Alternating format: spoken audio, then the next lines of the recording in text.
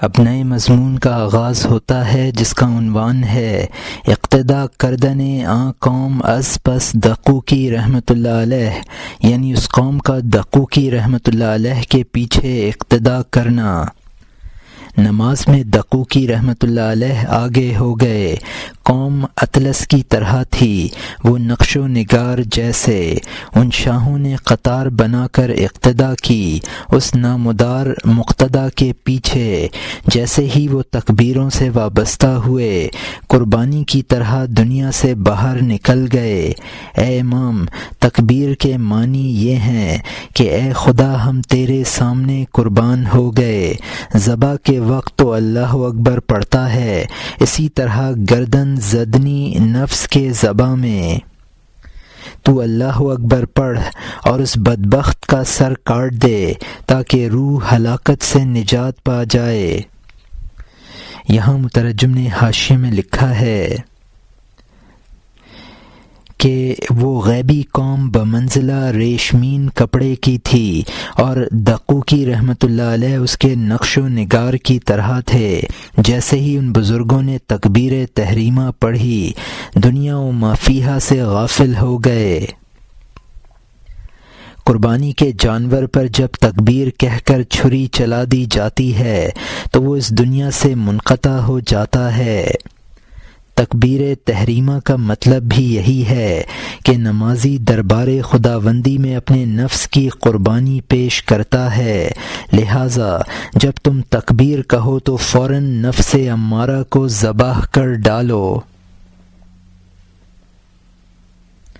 اور یہاں حاشیہ ختم ہوتا ہے۔ جسم اسماعیل علیہ السلام کی طرح اور روح خلیل اللہ کی طرح ہے۔ روح نے شاندار جسم پر تکبیر پڑھ دی، جسم شہوتوں اور حرص سے مردہ ہو گیا۔ بسم اللہ کے ذریعے نماز میں بسمل ہو گیا۔ قیامت کے دن کی طرح اللہ تعالی کے سامنے صفیں باندھے ہوئے ہیں، حساب اور سوال و جواب میں لگے ہیں۔ اللہ تعالیٰ کے سامنے کھڑے ہوئے آنسو گرا رہے ہیں، قیامت میں سیدھے کھڑے ہونے والوں کی طرح۔ اللہ تعالیٰ فرماتا ہے تو میرے لیے کیا لایا ہے اس وقفے میں جو میں نے تجھے دیا۔ یہاں مترجم نے حاشیے میں لکھا ہے کہ تکبیر تحریمہ کے وقت روح کو بمنزلہ حضرت ابراہیم خلیل اللہ علیہ السلام کے بناؤ اور جسم کو بمنزلہ حضرت اسماعیل علیہ السلام ذبیح اللہ کے بناؤ۔ اللہ اکبر کے ذریعے جسم شہوت اور حرص کے اعتبار سے مردہ ہو جانا چاہیے اور بسم اللہ کے ذریعے جسم بسمل سر بریدہ ہو جانا چاہیے۔ نماز کی جماعت اور حالت کو ایسا سمجھو جیسا کہ قیامت میں حضرت حق کے دربار میں صفیں باندھ کر کھڑے ہوگے اور حساب و کتاب اور سوال و جواب ہوں گے۔ اور یہاں حاشیہ ختم ہوتا ہے۔ اپنی عمر کس چیز میں ختم کی ہے، روزی اور طاقت کس چیز میں ختم کی ہے، آنکھ کے گوہر کو کہاں گھسا ہے، پانچوں حواس کا کس جگہ صفایا کیا ہے۔ آنکھیں اور کان اور حواس عرش کے جواہر ہیں، تو نے ان کو خرچ کیا، زمین سے کیا خریدا۔ میں نے تجھے ہاتھ اور پاؤں پھاوڑے اور کلہاڑے جیسے دیے، وہ میں نے دیے، خود بخود کہاں ہوئے۔ اسی طرح کے دردناک پیغام دربار سے لاکھوں آتے ہیں۔ یہاں مترجم نے حاشیے میں لکھا ہے اب نماز میں جب تم قیام میں ہو تو گویا اللہ تعالی تم سے سوال کرتا ہے کہ تم کو جو زندگی کی مہلت دی ہے اس میں تم نے میرا کیا کام کیا ہے۔ میں نے تجھے روزی اور طاقت دی، وہ کس کام میں صرف ہوئی ہے۔ حواس خمسہ دیے، ہاتھ پاؤں میں نے ہی دیے، ان کو کس کام میں لایا ہے۔ اور یہاں حاشیہ ختم ہوتا ہے۔ قیام کی حالت میں یہ باتیں آتی ہیں، شرمندگی سے رکوع میں دوہرا ہو جاتا ہے، کھڑے رہنے کی قوت نہیں رہتی، وہ تھوڑی دیر کے لیے رکوع میں ہو جاتا ہے، شرمندگی کی وجہ سے کھڑے رہنے کی طاقت نہ رہی، شرم سے رکوع میں تسبیح پڑھنے لگا۔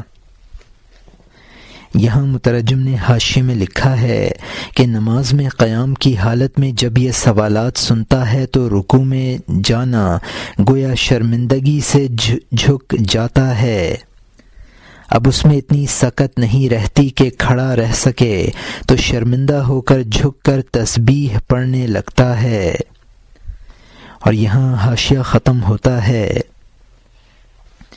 پھر حکم ہوتا ہے سر اٹھا رکوع سے اور اللہ تعالیٰ کا جواب شمار کر وہ شرمندگی کی حالت میں رکوع سے سر اٹھاتا ہے، پھر وہ ناقص العمل منہ کے بل گر پڑتا ہے، پھر اس کو حکم ہوتا ہے سر اٹھا سجدے سے اور اپنے عمل کی بات بتا، وہ شرمندہ دوبارہ سر اٹھاتا ہے، پھر سانپ کی طرح منہ کے بل گر پڑتا ہے۔ یہاں مترجم نے حاشیے میں لکھا ہے پھر گویا اس کو اللہ کا حکم ہوتا ہے کہ سر اٹھا اور جواب دے، تو وہ کوما میں کھڑا ہو جاتا ہے اور پھر شرمندگی سے سجدہ میں گر پڑتا ہے، پھر سجدے کی حالت میں اس کو سر اٹھانے کا حکم ہوتا ہے، وہ سجدہ سے سر اٹھا لیتا ہے لیکن شرمندگی سے پھر دوسرے سجدے میں گر پڑتا ہے۔ اور یہاں حاشیہ ختم ہوتا ہے۔ پھر اللہ تعالیٰ فرماتا ہے سر اٹھا اور بتا، میں تجھ سے ذرہ ذرہ کی جستجو کروں گا، اس میں کھڑے رہنے کی طاقت نہیں ہوتی ہے، کیونکہ ہیبت ناک خطاب نے اس کی جان پر حملہ کیا ہے، اس بھاری بوجھ کی وجہ سے وہ قعدہ میں بیٹھ جاتا ہے۔ اللہ تعالیٰ اس سے فرماتا ہے مفصل بات کہہ، میں نے تجھے نعمتیں دیں، بتا تیرا شکریہ کیا تھا، میں نے تجھے سرمایہ دیا، اس کا نفع دکھا، کیونکہ اس کے پاس نہ سرمایہ ہوتا ہے نہ نفع، اس لیے وہ سفارشی چاہتا ہے تاکہ جلدی عذر خواہی کر دے۔ یہاں مترجم نے حاشیے میں لکھا ہے کہ دوسرے سجدے میں پھر اس کو حکم ملتا ہے کہ سر اٹھا اور جواب دے، تو اس میں اتنی طاقت نہیں رہتی کہ وہ کھڑا ہو سکے، لہٰذا قعدہ میں بیٹھ جاتا ہے۔ قعدہ کی حالت میں گویا اللہ تعالیٰ اس سے فرماتا ہے کہ ہم نے تجھے نعمتوں کا سرمایہ دیا تھا، اس سرمایہ کا نفع دکھا کہاں ہے؟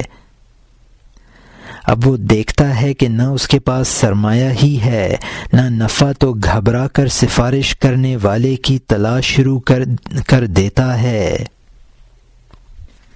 اور یہاں حاشیہ ختم ہوتا ہے۔ اب نئے مضمون کا آغاز ہوتا ہے جس کا عنوان ہے بیان اشارت سلام سوئے دست راست در قیامت از ہیبت محاسبہ حق تعالی او از انبیاء استعانت او شفاعت خواستن، یعنی اللہ تعالیٰ کے محاسبے کی ہیبت کی وجہ سے داہنی جانب سلام کا اشارہ اور انبیاء سے مدد اور شفاعت چاہنے کا بیان۔ سلام میں داہنی جانب کو رخ کرتا ہے، انبیاء اور بزرگوں کی روح کی جانب وہ انبیاء کو سلام کرتا ہے استعانت اور مدد طلب کرنے کے لیے، یعنی اے شاہو شفاعت کرو کیونکہ یہ کمینہ اس کا پاؤں اور کملی دلدل میں پھنسی ہے۔ انبیاء کہیں گے تدبیر کا وقت جاتا رہا، تدبیر اور کافی سامان وہاں میں تھا، تو مرغ بے ہنگام ہے، اے بدبخت چلا جا، ہمیں معاف کر ہماری جان کے درپے نہ ہو۔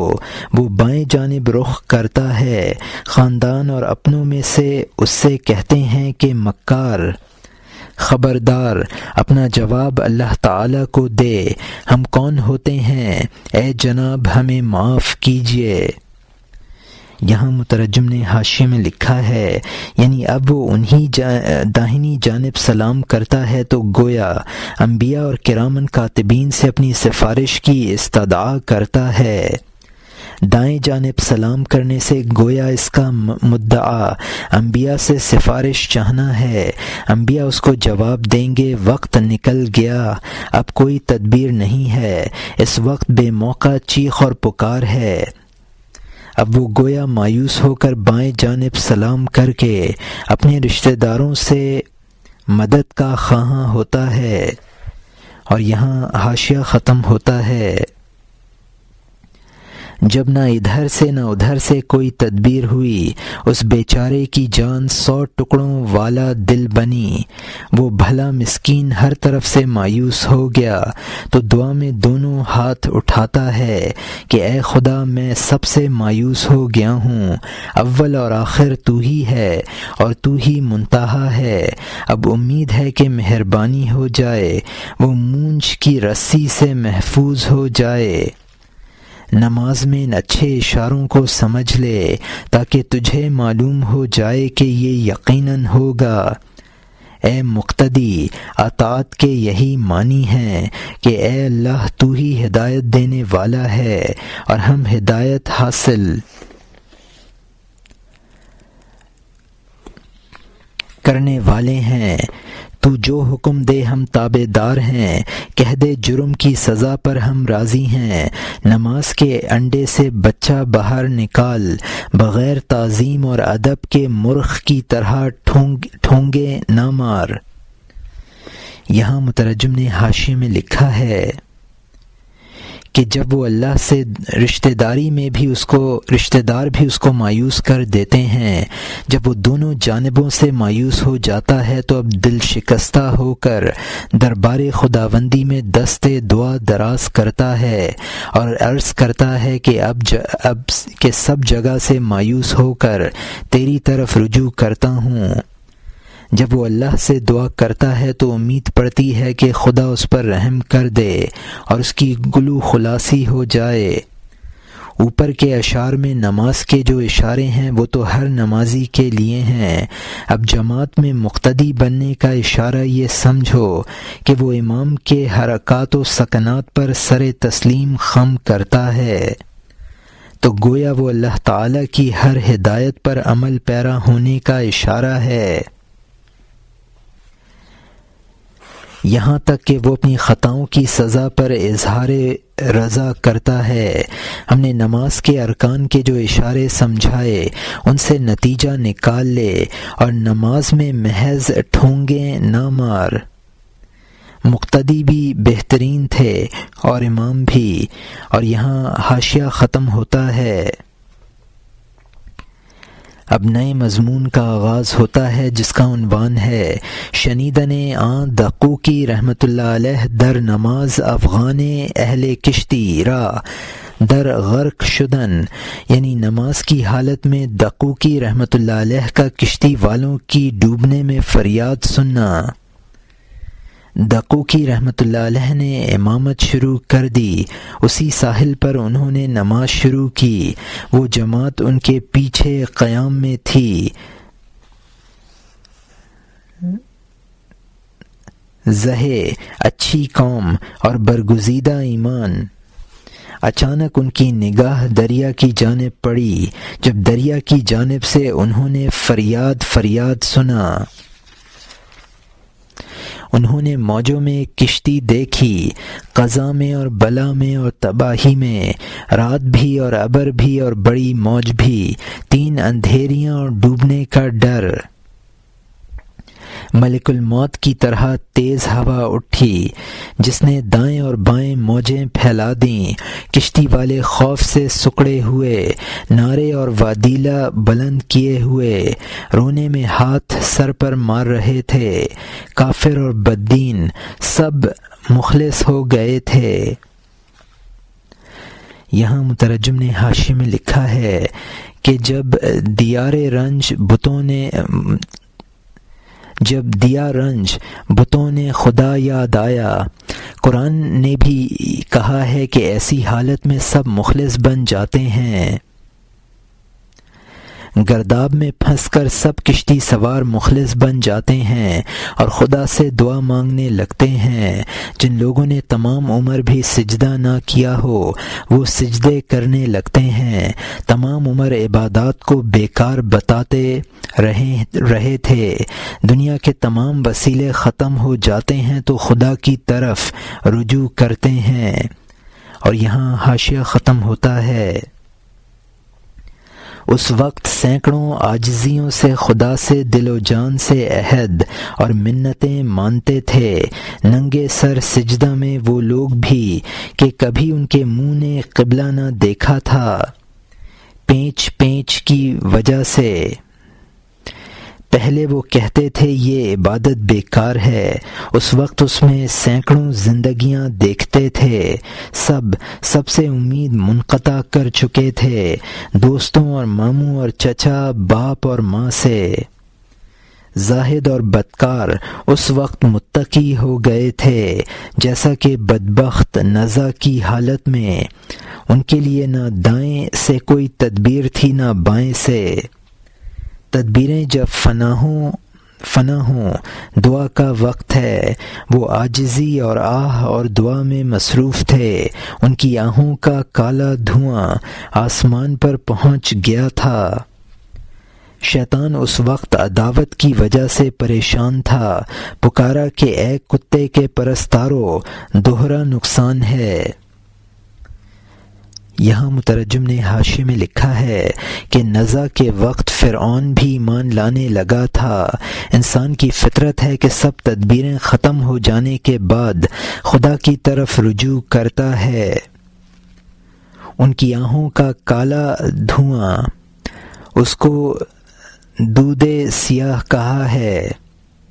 بدکار چونکہ شیطان کے پرستار ہیں، جب وہ پریشانی کے وقت اللہ کو یاد کرتے ہیں تو شیطان گھبراتا ہے اور ان کو پکار کر کہتا ہے اللہ کی طرف رجوع نہ کرو ورنہ دو خرابیوں میں مبتلا ہو جاؤ گے، توبہ کے بعد بدعہدی اور گناہ۔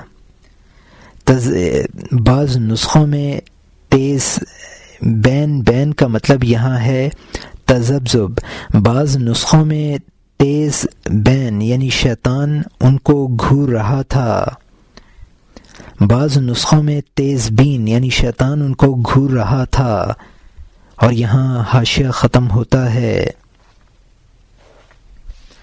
اے انکار اور نفاق والو، موت اور درد، انجام کار اس کا اتفاق ضرور ہوگا، خلاصی کے بعد کیا تمہاری آنکھ نم ہوگی، کیونکہ شہوت پرستی کی وجہ سے تم خاص شیطان بن جاؤ گے، تمہیں یاد بھی نہ آئے گا کہ خطرے کے دن قدرت سے خدا نے تمہاری دستگیری کی ہے۔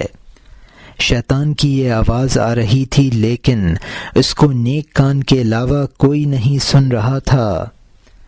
ہم سے محمد صلی اللہ علیہ وسلم نے سچ فرمایا ہے، جو قطب اور شہنشاہ اور صفا کے دریا ہیں کہ نادان جو کچھ انجام دیکھے گا عقل مند اس کو پہلے مرتبے میں دیکھ لیتا ہے۔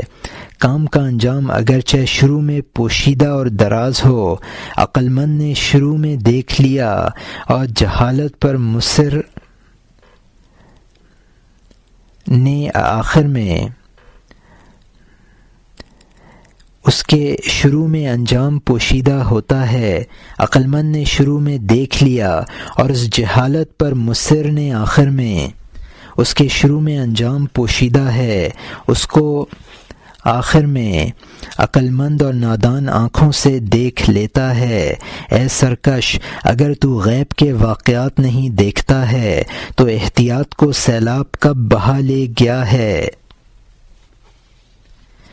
یہاں مترجم نے حاشیے میں لکھا ہے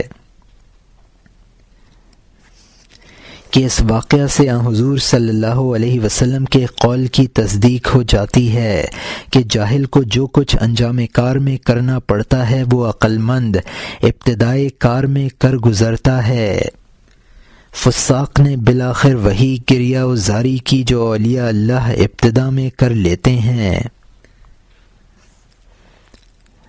اگر ایک عام آدمی غیبی پیش آنے والی بات کو نہیں دیکھ پاتا تو حزم اور احتیاط کا تقاضا یہی ہے کہ مصائب میں پھنسنے سے ڈرتا رہے اور توبہ و استغفار کرتا رہے۔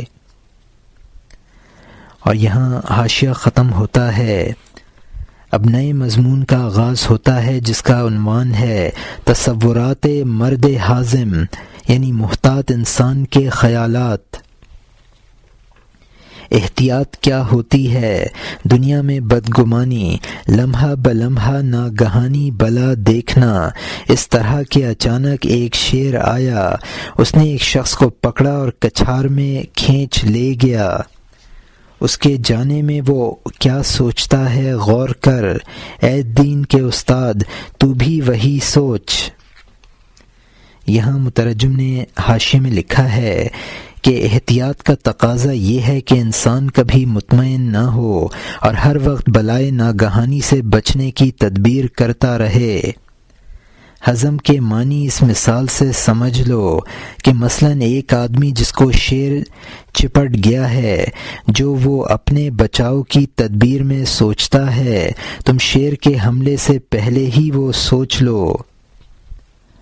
اور یہاں حاشیہ ختم ہوتا ہے۔ قضا کا شیر کچھاروں میں گھسیٹ کر لے جا رہا ہے، ہماری جان کام اور پیشوں میں لگی ہے۔ جس طرح لوگ فقر سے ڈرتے ہیں، گویا کہ کھارے پانی میں گلے تک ڈوبے ہوئے ہیں۔ اگر وہ فقر کے پیدا ہونے والے اور ڈر سے ڈرتے تو زمین میں گڑے ہوئے خزانے ان پر منکشف ہو جاتے۔ وہ سب غم کے ڈر سے بعینہ غم میں مبتلا ہیں، ہستی کی تلاش میں عدم میں پھنسے ہیں۔ یہاں مترجم نے حاشیے میں لکھا ہے لیکن ہم غفلت برتتے ہیں اور غیر قضا سے نجات کی تدبیر نہیں کرتے۔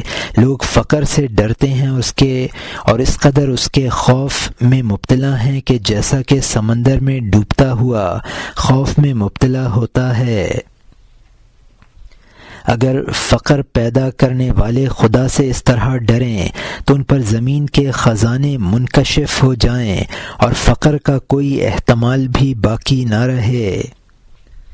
انسانوں کی یہ بے عقلی ہے کہ موہوم غم کی بنا پر عین غم میں مبتلا ہو جاتے ہیں اور محتمل فقر کے غم کی وجہ سے اپنے اوپر غم طاری کر لیتے ہیں۔ یہ تو ایسا ہی ہے کہ کوئی شخص زندگی کی تلاش میں اپنے اوپر موت طاری کر لے۔ اور یہاں حاشیہ ختم ہوتا ہے۔ جبکہ وہ بے خود مقام فنا میں ہے، وہ دعا اللہ فرماتا ہے، وہ دعا اور وہ قبولیت خدا کی جانب سے ہے، درمیان میں مخلوق کا واسطہ نہیں ہے۔ اس خوشامد سے جسم و جان بے خبر ہوتے ہیں۔ اللہ تعالیٰ کے رحیم اور بردبار بندے معاملے کی اصلاح میں اللہ تعالیٰ کی خو اختیار کر لیتے ہیں، مہربان بغیر رشوت کے مددگار ہوتے ہیں، متفق مشفق اور غمزدوں کے مددگار ہوتے ہیں، رحم کھانے کی وجہ سے دستگیر اور سفارشی ہوتے ہیں۔ سخت جگہ اور بھاری دن میں اے مصیبت زدہ اس قوم کو تلاش کر لے، خبردار مبتلا ہونے سے پہلے ہی ان کو غنیمت سمجھ۔ اس پہلوان کی دعا سے کشتی نجات پا گئی۔ کشتی والوں کو اپنی کوشش کا گمان تھا کہ شاید بچاؤ میں انہی کے بازو نے صحیح اندازے سے نشانہ پر تیر چلایا ہے۔ یہاں مترجم نے حاشیے میں لکھا ہے کہ جبکہ وہ دعا کرنے والا فانی ہے تو درمیان میں کوئی واسطہ نہیں ہے۔ فانی کے جسم و جان کو دعا کا احساس بھی نہیں ہوتا ہے۔ خاصان خدا چونکہ خدائی اخلاق سے متصف ہوتے ہیں اور ان کی حالت بھی یہی ہو جاتی ہے کہ رحمت حق بہانہ می جوید، وہ محض اپنی صفت رحم کی وجہ سے سفارشی اور دستگیر بن جاتے ہیں۔ اولیاء اللہ سے دعا کا تعلق مصیبت میں مبتلا ہونے پر بھی اور مصیبت میں مبتلا ہونے سے پہلے بھی رکھنا چاہیے۔ دقوقی رحمۃ اللہ علیہ کی دعا سے کشتی بچی، کشتی والے سمجھے کہ ان کی قوت بازو سے بھنور سے نکلی۔ اور یہاں حاشیہ ختم ہوتا ہے۔ شکار میں لومڑیوں کو پاؤں بچاتے ہیں، وہ دھوکے میں مبتلا لومڑیاں دم کی وجہ سے سمجھتی ہیں، وہ دم سے محبت کرتی ہیں کہ اس نے ہماری جان کو ہلاکت سے بچایا۔ نادانی سے دم کو چومتی ہیں، ناچتی ہیں اور خوشی سے کودتی ہیں۔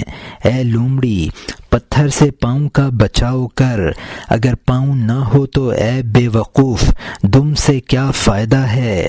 ہم لومڑی کی طرح ہیں، ہمارے پاؤں بزرگ ہیں، ہمیں سینکڑوں قسم کی سزا سے نجات دیتے ہیں۔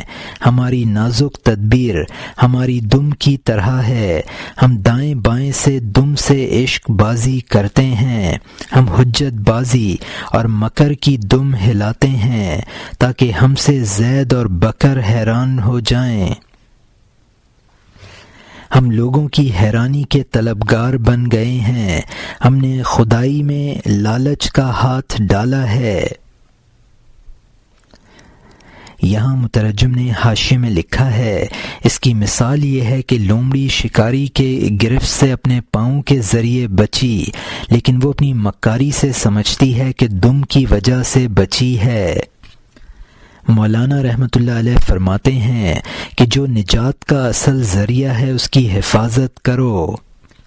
ہماری نجات کا ذریعہ بزرگان دین ہیں۔ ہم خود جو اپنی نجات کی تدبیریں کرتے ہیں ان کی مثال لومڑی کی دم کی سی ہے جس کو اس نے باعث نجات سمجھا تھا، یعنی ہم اپنے استدلال اور تدبیر کو ذریعہ نجات بتاتے ہیں، ایسی تقریریں کرتے ہیں جس سے لوگ حیران ہو جائیں، یعنی انسان اپنی تدابیر اور مکاری کا بیان کر کے لوگوں کو مرعوب کرنا چاہتا ہے اور گویا کہ ان کو مرعوب کر کے اپنی خدائی جتانا چاہتا ہے۔ یہاں حاشیہ ختم ہوتا ہے۔ تاکہ فریب کے ذریعے ہم دلوں کے مالک بن جائیں، ہم یہ نہیں دیکھتے کہ ہم گڑھے میں ہیں۔ اے بے غیرت، تو گڑھے اور کنویں میں ہے، دوسروں کی مونچھوں سے ہاتھ ہٹا۔ جب تو کسی اچھے اور خوشنما باغ میں پہنچے، اس کے بعد لوگوں کا دامن پکڑ اور کھینچ۔ اے 4 اور 5 اور 6 کے قید خانے میں مقیم، کیا اچھی جگہ ہے، دوسروں کو بھی کھینچ لے۔ یہاں مترجم نے حاشیے میں لکھا ہے، ان مکاریوں کے ذریعے لوگوں کے دلوں پر حکومت کرنا چاہتا ہے، یہ نہیں دیکھتا کہ خود عجز کے گڑھے میں گرا ہوا ہے۔ جبکہ خود گڑھے میں ہے تو دوسروں کو معتقد بنا کر کیوں گڑھے میں گراتا ہے؟ ہاں، اگر تجھے خود کوئی اعلیٰ مقام حاصل ہے تو بے شک دوسروں کو معتقد بنا کر اس مقام پر کھینچ لا۔ جبکہ خود انسان 4 عناصر اور 5 حواس اور 6 جہتوں میں پھنسا ہوا ہے، یعنی اس کی پہنچ صرف سفلیات تک ہے اور علویات سے اس کا کوئی علاقہ نہیں ہے، تو دوسروں کو اس مقام کی دعوت دینا کون سی انسانیت ہے؟ اور یہاں حاشیہ ختم ہوتا ہے۔ اے وہ کہ جو گدھے والے کی طرح گدھے کی مفعت کا یار ہے، تو نے اچھی بوسہ گاہ پا لی ہے، ہمیں بھی لے چل۔ جبکہ دوست کی غلامی تیرے ہاتھ نہیں آئی ہے تو تجھ میں شاہی کی تمنا کہاں سے آئی ہے؟ اس خواہش میں کہ لوگ تجھے واہ واہ کہیں، تو نے اپنی گردن میں پھندا ڈالا ہے۔ اے لومڑی، تو اس تدبیر کی دم کو چھوڑ دے، دل والوں پر دل کو وقف کر دے۔ یہاں مترجم نے حاشیے میں لکھا ہے جب تک انسان عالم سفلی میں پھنسا ہے تو اس کی مثال اس گدھے والے کی سی ہے جو گدھے کے پیچھے پیچھے چلتا ہے اور اس کو گدھے کی مقعد سے قرب رہتا ہے۔ گدھے والا دوسروں کو گدھے کی مقعد کو بوسہ دینے کی دعوت دے تو کون سی اچھی بات ہے۔ ان کا چلہ ہے جس کا کمان کا چلہ ہے جس کا ترجمہ ہے ہم نے پھندے سے کیا ہے، یعنی تانت کا پھندا۔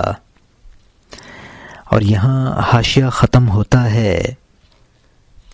شیر کی پناہ میں کبابوں کی کمی نہیں ہوتی ہے، اے لومڑی تو مردار کی طرف نہ دوڑ، اے پیارے تو اس وقت اللہ تعالیٰ کا منظور نظر بنے گا جب تو جز کی طرح اپنے کل کی طرف چلا جائے گا۔ اللہ تعالیٰ فرماتا ہے ہماری نظر دل پر ہے، صورت پر نہیں ہے، کیونکہ وہ تو پانی اور مٹی ہے۔ تو کہتا ہے میرے بھی دل ہے، دل عرش کی بلندی پر ہوتا ہے نہ کہ پستی میں۔ کالی کیچڑ میں بھی یقیناً پانی ہے، لیکن اس پانی سے وضو یا استنجا مناسب نہیں ہے،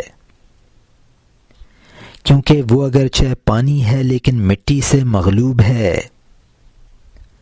تو اپنے دل کو یہ نہ کہہ کہ وہ بھی دل ہے، وہ دل جو آسمانوں سے بھی بلند ہے، وہ ابدال کا دل یا پیغمبر کا دل ہے، وہ پاک ہو گیا ہے، مٹی سے صاف ہو گیا ہے، ترقی میں آ کر بھرپور ہو گیا ہے۔ یہاں مترجم نے حاشیے میں لکھا ہے کہ جو کچھ تو اپنی تدبیروں سے حاصل کرنا چاہتا ہے وہ اولیاء کی دعاؤں سے بدرجائے اولا حاصل ہو جائے گا، یعنی تیرا دل ناقص ہے۔ بے شک اللہ تعالیٰ فرماتا ہے کہ ہم دل پر نظر رکھتے ہیں، لیکن دراصل تیرا دل ہی وہ نہیں ہے جو منظور نظر بن سکے۔ بے شک دل میں یہی صفت ہے، لیکن جبکہ حقیقتاً وہ دل ہو جو عالم مجردات کی چیز ہے، اگر وہ آب و گل میں مبتلا ہے تو پھر اس میں اور صورت میں کوئی فرق نہیں ہے، اور صورت منظور خدا نہیں ہے۔ جو دل آب و گل سے آلودہ ہے اس کی مثال اس پانی کی سی ہے جو کالی کیچڑ میں ہے۔ تو یہ اگرچہ پانی ہے لیکن وہ پانی کی جگہ کام نہیں آ سکتا، اسی طرح آلودہ دل دل نہیں ہے۔ کیچڑ میں کا پانی حقیقی پانی نہیں ہے، اسی طرح آلودہ دل دل نہیں ہے۔ جس دل کے بارے میں یہ طے ہے کہ وہ آسمانوں سے بھی بالا تر ہے تو وہ اولیاء اور پیغمبروں کا دل ہے، لہٰذا اپنے دل کو منظور خدا نہ سمجھ اور اولیاء سے جڑ جا۔ اور یہاں حاشیہ ختم ہوتا ہے۔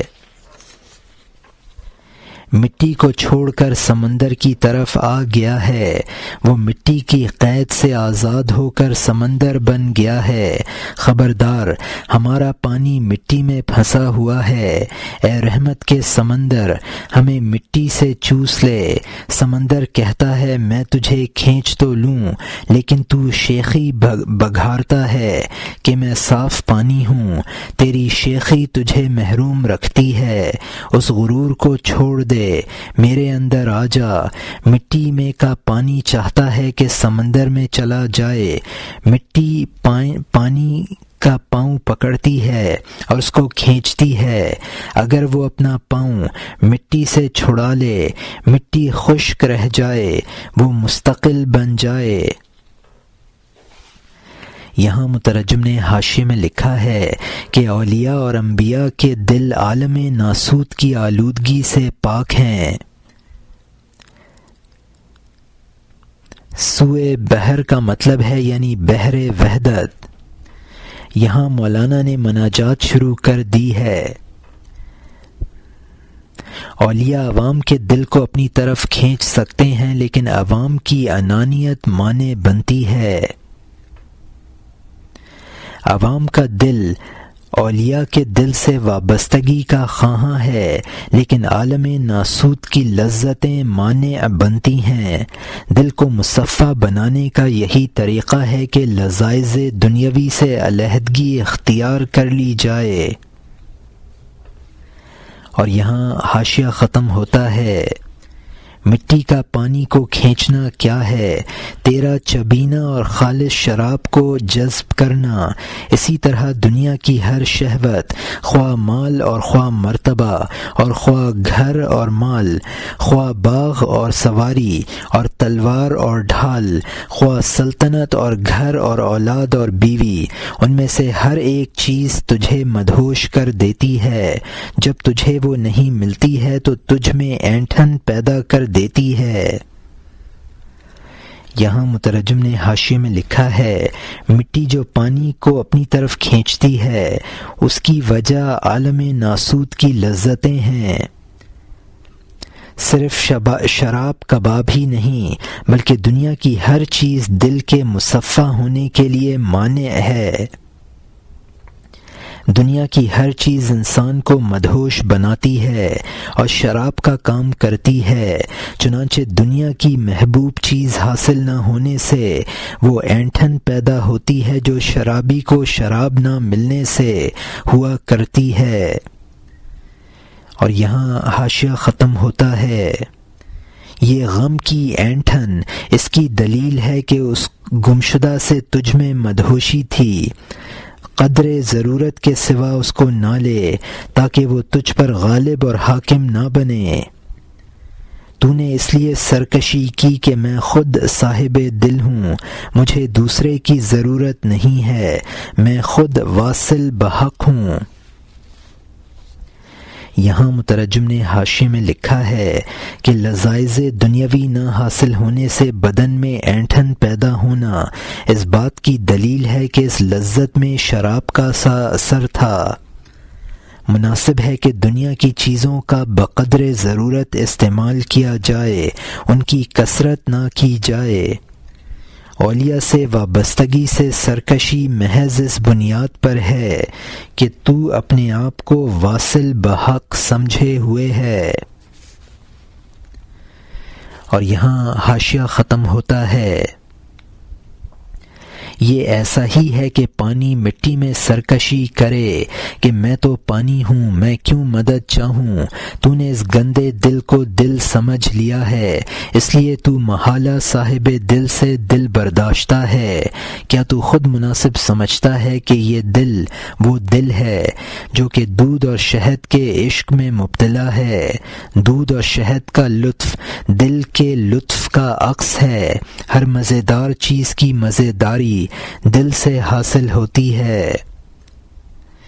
یہاں مترجم نے حاشیے میں لکھا ہے کہ عالم ناسوت میں پھنسنے کے باوجود واصل ہونے کا دعویٰ تو ایسا ہی ہے جیسا کہ کیچڑ کا پانی اپنے آپ کو خالص پانی سمجھے۔ تو خود انصاف کر، یہ تیرا دل دل کہلانے کے قابل ہے؟ تیرا دل تو دنیاوی لذتوں کا عاشق ہے اور اس کو دودھ اور شہد سے لذت حاصل ہوتی ہے، حالانکہ دنیا کی ہر لذیذ چیز کی لذت دل کے تابع ہے۔ اگر دل میں لذت ہے تو اس چیز میں لذت ہے، ورنہ نہیں۔ تو جو دل کسی چیز کی لذت سے لذت حاصل کرے وہ دل اصل نہیں ہے۔ اور یہاں حاشیہ ختم ہوتا ہے۔ تو دل جوہر ہوتا ہے اور عالم عرض دل کا سایہ، دل کا مقصد کیسے ہو سکتا ہے؟ وہ دل جو مال اور مرتبہ کا عاشق ہے، یا اس مٹی اور سیاہ پانی سے مغلوب ہے، یا ان خیالات سے مغلوب ہے اندھیرے میں جن کو وہ پوچھتا ہے، ایسا دل محض کہنے کو دل ہے۔ دل دریائے نور کا غیر نہیں ہوتا ہے، دل خدا کا مطمع نظر ہو اور پھر اندھا ہو۔ لاکھوں خاص اور عام انسانوں میں دل نہیں ہوتا ہے، کسی ایک میں ہوتا ہے۔ وہ کون ہے؟ کون؟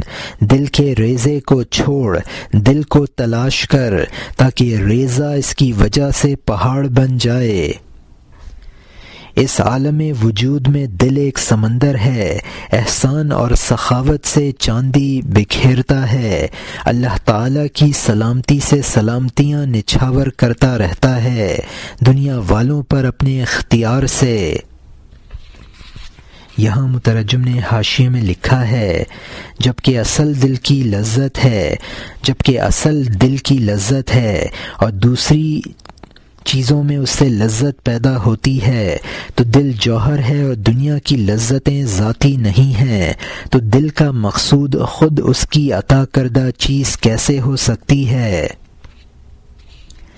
جو دل دنیا کی چیزوں کا عاشق ہو اور دنیا کی لذتوں اور اپنی غلط تمناؤں سے مغلوب ہو، وہ برائے گفتن دل ہے۔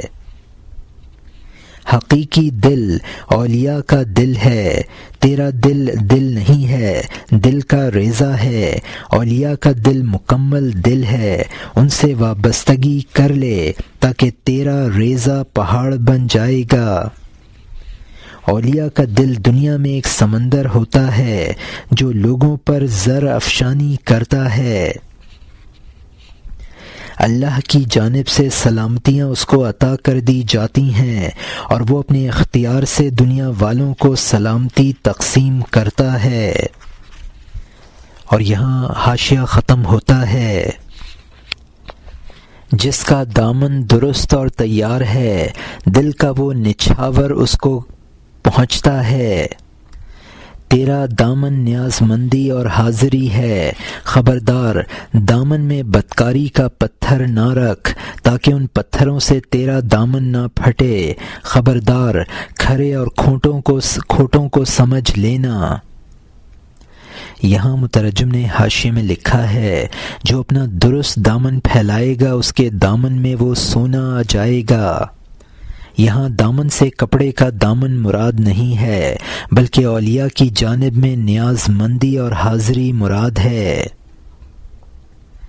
پہلے شعر میں درست دامن کہا تھا، درستگی کا مطلب یہ ہے کہ فسق و فجور نہ کر، عقیدت کا تعلق سمجھ کر کرنا چاہیے۔ اور یہاں حاشیہ ختم ہوتا ہے۔ تو نے دنیا میں دامن پتھروں سے بھر لیا، بچوں کی طرح چاندی اور سونے کے پتھروں سے۔ یہ خیالی چاندی اور سونا چونکہ سونا نہ تھا، اس نے تیرا سچائی کا دامن پھاڑ دیا اور غم بڑھا دیا۔ بچوں کو پتھر کب نظر آتا ہے؟ جب تک عقل چنگل سے ان کا دامن نہ تھام لے۔ پیر عقل ہوتی ہے نہ کہ وہ سفید بال، اس بحث اور امید میں بالوں کی گنجائش نہیں ہے۔ یہاں مترجم نے حاشیے میں لکھا ہے کہ دنیا دار اپنے دامن میں سونا چاندی بھرتا ہے، یہ سونا اور چاندی بھی پتھر ہیں اور اس دنیا دار کا کام تفلانا ہے۔ اس سونے چاندی سے دامن چاک ہوتا ہے اور غم میں اضافہ ہوتا ہے۔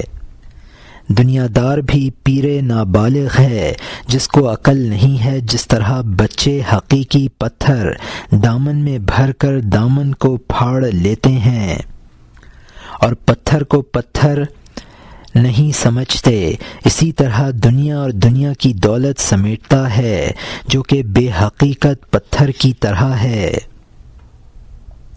عقل مند تو وہ ہے جس میں عقل ہو، اگر محض بال سفید ہیں تو اس کو پیر نہیں کہا جا سکتا، یعنی بزرگی اور پیری میں بالوں کا کوئی دخل نہیں ہے۔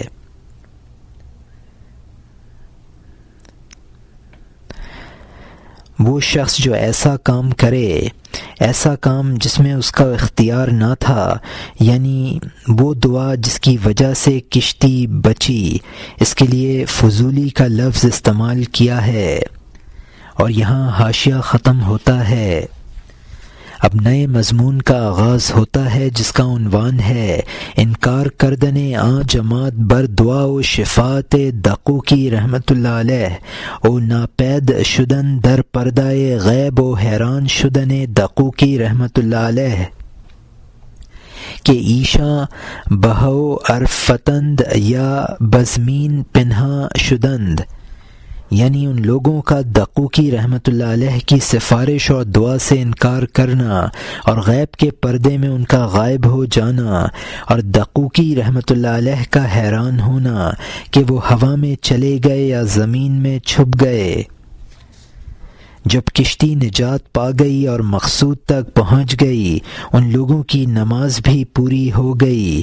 ان میں آپس میں کھس پھس ہوئی کہ شرارت کی وجہ سے یہ بیکار کام ہم میں سے کس نے کیا ہے۔ ہر ایک نے دوسرے سے آہستہ سے کہا۔ دقوقی رحمۃ اللہ علیہ کے پیٹھ پیچھے پوشیدہ طور پر ہر ایک نے کہا، میں نے نہیں کی ہے۔ اب یہ دعا نہ بظاہر نہ بباطن کہا، یقیناً ہمارے اس امام نے درد کی وجہ سے فضولیوں کی طرح دعا کی ہے۔ دوسرے نے کہا، اے دوستو، یقیناً مجھے بھی ایسا ہی نظر آتا ہے۔ انقباس کی وجہ سے وہ فضولی بنا ہے۔ اس نے مختار مطلق پر اعتراض کیا ہے۔ یہاں مترجم نے حاشیے میں لکھا ہے، وہ شخص جو غیر اختیاری کام کرے اس کو بلفضول کہا ہے۔ کشتی کے ڈوبنے سے اس کو دل گرفتگی پیدا ہوئی۔ اللہ کے فعل کے خلاف دعا کرنا گویا اللہ پر اعتراض کرنا ہے۔ اور یہاں حاشیہ ختم ہوتا ہے۔ اس کے بعد جب میں نے نگاہ ڈالی کہ دیکھوں یہ اہل کرم کیا کہہ رہے ہیں، موقع پر میں نے ان میں سے ایک کو بھی نہ دیکھا۔ اپنی جگہ سے سب جا چکے تھے، نہ بائیں نہ دائیں، نہ اوپر نہ نیچے۔ اس قوم پر میری تیز نگاہ نے قابو نہ پایا، گویا موتی تھے پانی بن گئے، نہ پاؤں کے نشان تھے نہ جنگل میں گرد تھی۔ وہ سب اس وقت اللہ کے قبوں میں چلے گئے۔ وہ جماعت کون سے باغ میں چلی گئی؟ میں حیرانی میں پڑ گیا کہ اس قوم کو اللہ تعالی نے ہماری آنکھوں سے کیسے چھپا لیا۔ وہ ان کی آنکھوں سے اس طرح چھپ گئے جیسے کہ مچھلیوں کا نہر کے پانی میں غوطہ۔ وہ سالوں ان کی حسرت میں رہے، ایک عرصے تک ان کے شوق میں روتے رہے۔ تو کہے گا مرد خدا نگاہ میں خدا کے ساتھ انسان کی یاد کو کب لاتا ہے؟ خدا کے ساتھ انسان کی یاد کو کب لاتا ہے؟ یہاں مترجم نے حاشیے میں لکھا ہے کہ اللہ تعالی کے قریب خیموں میں چلے گئے۔ وہ بزرگ دقوقی رحمۃ اللہ علیہ کی آنکھوں سے اس طرح چھپ گئے جیسا کہ مچھلیاں غوطہ مار کر دریا میں چھپ جاتی ہیں۔ دقوقی رحمۃ اللہ علیہ ان کے دیدار کی حسرت میں سالوں روتے رہے۔ دقوقی رحمۃ اللہ علیہ ان بزرگوں کے عراق میں رونے پر تو یہ اعتراض کرے گا کہ دقوقی رحمۃ اللہ علیہ کے ان بزرگوں کے فراق میں رونے پر تو یہ اعتراض کرے گا کہ دقوقی رحمۃ اللہ علیہ جب بزرگ تھے تو ان انسانوں کی یاد میں کیوں روتے تھے۔ اور یہاں حاشیہ ختم ہوتا ہے۔ اے فلاں، اس مقام پر گدھا اس لیے سو جاتا ہے کہ تو نے ان کو بشر سمجھا نہ کہ جان۔ اے ناقص انسان، کام اسی وجہ سے تباہ ہوا کہ تو نے ان کو عام انسانوں جیسا بشر سمجھا۔ یہاں مترجم نے حاشیے میں لکھا ہے، یعنی معترض کی غلطی در غلطی یہ ہے کہ وہ ان کو صرف بشر سمجھا، حالانکہ وہ فانی فی اللہ تھے، تو وہ خواص بشری سے معرّہ اور روح محض تھے۔ اور یہاں حاشیہ ختم ہوتا ہے۔ تو نے وہی دیکھا جو ملعون شیطان نے کہا کہ میں آگ کا ہوں، آدم مٹی کا ہے۔ شیطان آنکھ کو فوراً بند کر لے۔ شیطانی آنکھ کو فوراً بند کر لے، صورت کو کتنا دیکھے گا، آخر کتنا اے دقوقی رحمت اللہ علیہ، نہر جیسی دو آنکھوں سے خبردار مایوس نہ ہو اور ان کو تلاش کر، خبردار تلاش کر، کیونکہ دولت کی اصل تلاش کرنا ہے، ہر کشادگی دل بستگی کی وجہ سے ہے۔ دنیا کے ہر کام سے فارغ ہو کر فاختہ کی طرح دل و جان سے کو کہتا رہ۔ یہاں مترجم نے حاشیے میں لکھا ہے کہ ہر انسان کو محض بشر سمجھنا اور اس کے باطنی فضائل کی طرف نظر نہ کرنا یہ شیطانی نظر ہے۔ شیطان نے آدم علیہ السلام کی صورت ظاہری کو دیکھا اور ان کے باطنی اوصاف پر نظر نہ کی۔ ظاہر بینی کو چھوڑ کر انسان کے باطن کو دیکھا کرو۔ مولانا فرماتے ہیں معترض کا اعتراض بالکل غلط ہے، اے دقوقی تم اس کی پرواہ نہ کرو اور ان بزرگوں کے فراق میں خوب آنسو بہاؤ۔ تلاش اور جستجو ہر کشادگی کا سبب ہے۔ فاختہ گویا اپنے محبوب کے بارے میں کہتی ہے، کہاں ہے۔ اور یہاں حاشیہ ختم ہوتا ہے۔ اے محبوب اس میں اچھی طرح غور کر کہ اللہ نے استجب کو دعا سے وابستہ کیا ہے۔ بیماری سے جس کا دل پاک ہو گیا اس کی دعا اللہ تعالی تک پہنچتی ہے۔ یہاں مترجم نے حاشیے میں لکھا ہے کہ اللہ تعالی نے فرمایا ہے ادعونی استجب لکم، مجھ سے مانگو میں قبول کروں گا۔ جو ان نفسانی بیماریوں سے خالی ہوتا ہے تو اس کو وہ حاضر و بارگاہ الہی تک وہ دعا ضرور بارگاہ الہی تک پہنچتی ہے۔ اور یہاں حاشیہ ختم ہوتا ہے۔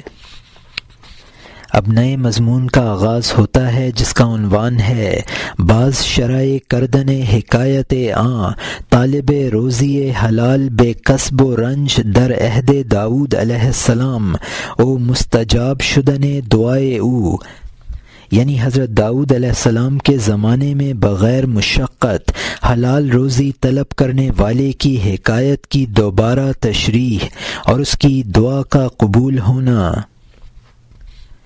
مجھے وہ قصہ یاد آیا کہ وہ فقیر دن رات فریاد اور زاری کرتا تھا اور خدا سے حلال روزی مانگتا تھا بغیر شکار اور کمائی اور تکلیف اور چلنے پھرنے کے۔ اس کے کچھ احوال میں نے پہلے بتا دیے ہیں، لیکن رکاوٹ آ گئی اور پنج گونی ہو گئی۔ میں تجھ سے وہ قصہ کہوں گا، وہ کہاں بچے گا جب اللہ تعالیٰ کے فضل کے ابر سے دانائی ٹپک رہی ہے۔ گائے والے نے اس کو دیکھا اور کہا خبردار اے وہ کہ تیرے ظلم میں میری گائے پھنس گئی، خبردار بتا تو نے میری گائے کیوں ماری، اے بے وقوف گنٹھ کٹے انصاف میں آ۔ اس نے کہا میں اللہ تعالیٰ سے روزی مانگتا تھا، قبلہ کو آہوزاری سے سجاتا تھا، میرا کام سالوں دعا کرنا رہا ہے، یہاں تک کہ اللہ تعالیٰ نے ایک گائے بھیج دی۔ جب میں نے گائے دیکھی میں اٹھا، میری روزی تھی جو میں مانگتا تھا، وہ میری پرانی دعا قبول ہو گئی، وہ میری روزی تھی، میں نے اس کو ذبح کر لیا، یہ جواب ہے۔ یہاں مترجم نے حاشیے میں لکھا ہے یعنی میں وہ قصہ ضرور سناؤں گا، اس میں بہت سی حکمت کی باتیں ہیں۔ یعنی جب گائے اس دعا کرنے والے کے گھر میں گھس آئی اور اس نے اس کو پکڑ کر ذبح کر ڈالا تو مالک نے آ کر کہا۔ اور یہاں حاشیہ ختم ہوتا ہے۔